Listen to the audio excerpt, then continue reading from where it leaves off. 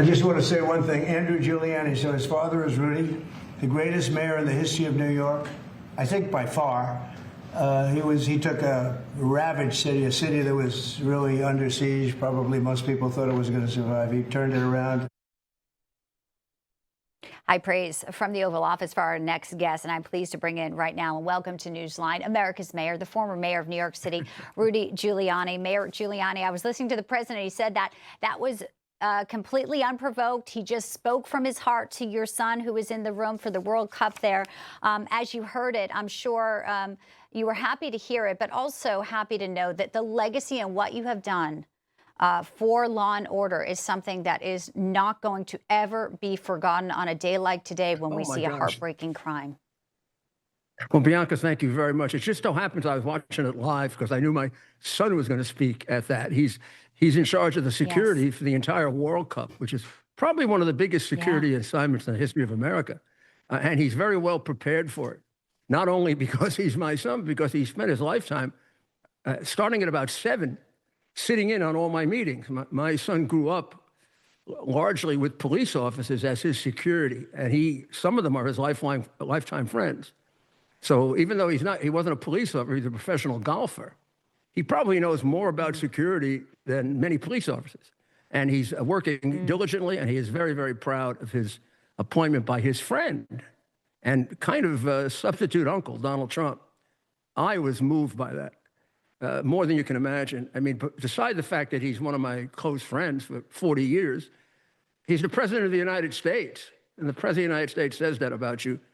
You're a fool if you're not moved by it. And I'm almost immune to praise and criticism, but that got to me.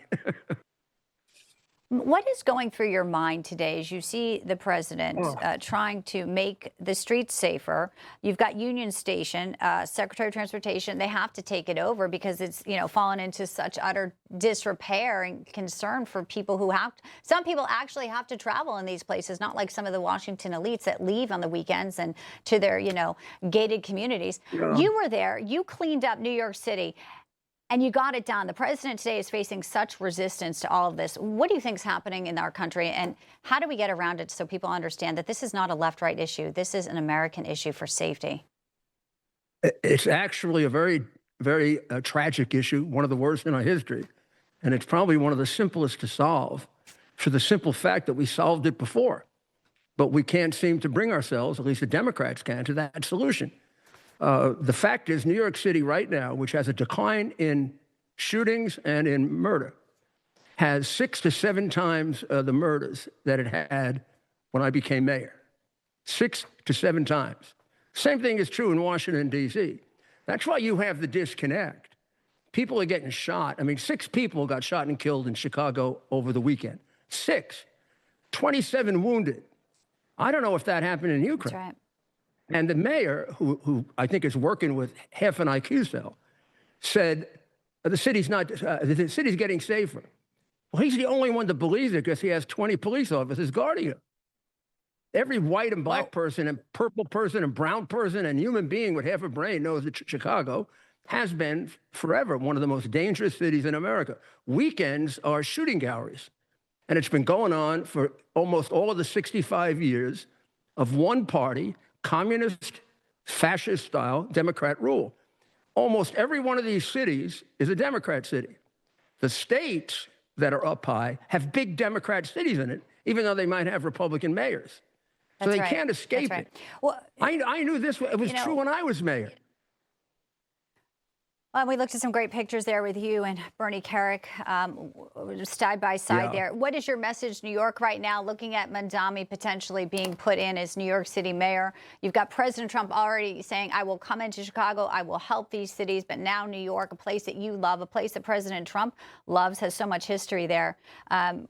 It's in a really, really precarious position right now. Your final thoughts, Mayor Giuliani? Yeah, well, I would say to the rich, privileged, brought up, spoiled governor of Illinois, and the guy who was described by one of your most famous commentators as the dumbest person in Chicago, the mayor.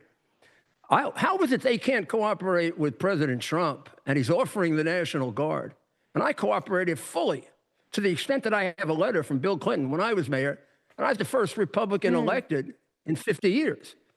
Somehow I could put aside my partisan dislike, my party's dislike, and my desire to be well-liked in my party, to cooperate fully with Bill Clinton. I am one of the people, probably next to him, I'm probably one of the people most responsible for the 1994 crime bill. I happen to have written a lot of it when I was in the Reagan administration. Right. And when he got in trouble, Clinton called me at midnight and asked me to come down to Washington and to help him pass the bill. You know, I took a plane the next morning. It's a different climate right now, and that's a whole other story that, definitely needs to be, told. We're out of time on this segment here, Mayor Giuliani, but obviously I know President Trump was really grateful to have those comments and have your son there, and appreciate you today for sharing some of your thoughts on the crime. Thank you, thank God we have President Rudy Trump. Giuliani. It's good to have you, sir. Bianca. Please come back and visit us soon. Great. Thank you.